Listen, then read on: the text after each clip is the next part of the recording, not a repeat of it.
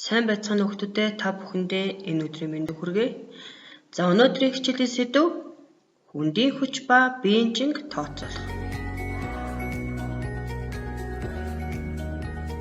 За бүгд өмнөх хичээлийн сэргээ санацгаая. За хүч гэж юу вэ?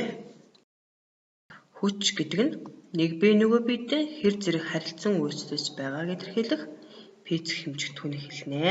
Зам дээгүүр алхах, сансарлуу пуужин хөргөх, хөрөгчин дээрээ соронзнах гих мэт болон бусад бүх хөдөлгөөнүүд, үйлдэлүүд ертөнцийг тэр чигтэн үдирдэж байдаг физик хүчнүүдийн үр дүндэл бий болдог.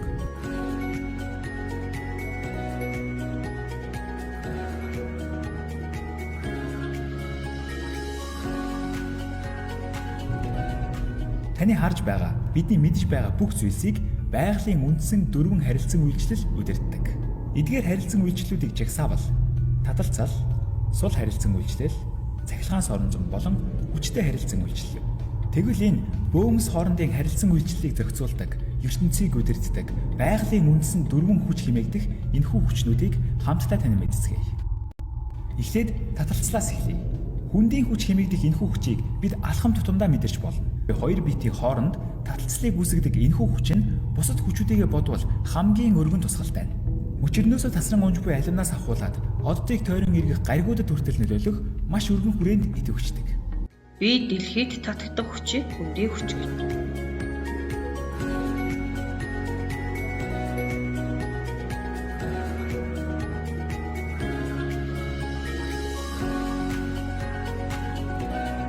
G тоо тогтмол тоо байдаг. G нь 9.8 ньютоныг хувадаг килограмм. Ойролцоогоор 10 ньютоныг хувадаг килограмм байдаг. Цаашдаа бүгдээрээ бодохдоо G тоог 10 ньютоныг хувадаг килограмм гэсэн тогтмол тоогоор бодож болох нэ. Дэлхийн татах хүч эгц доош чиглэлтэй байдаг.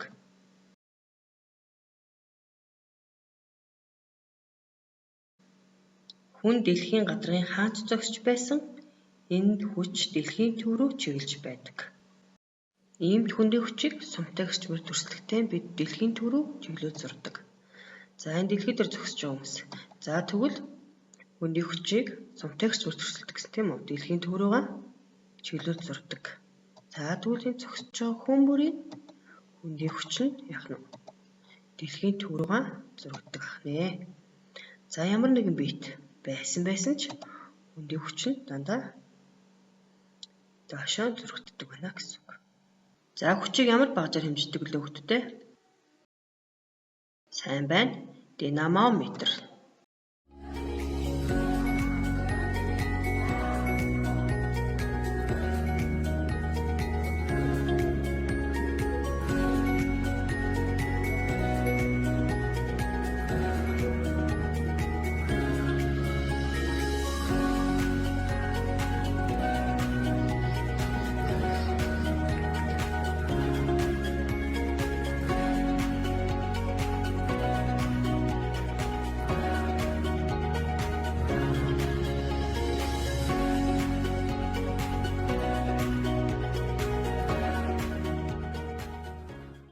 Та хэрэг үсэрч чадаж байвал, газраас нэг зүйлийг өргөж чадаж байвал, үнэндээ та таталцлыг ялж байна гэсэн үг.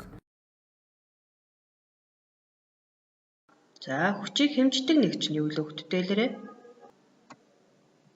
Ньютон буюу томын үсгээр тэмдэглэдэг баг нэ.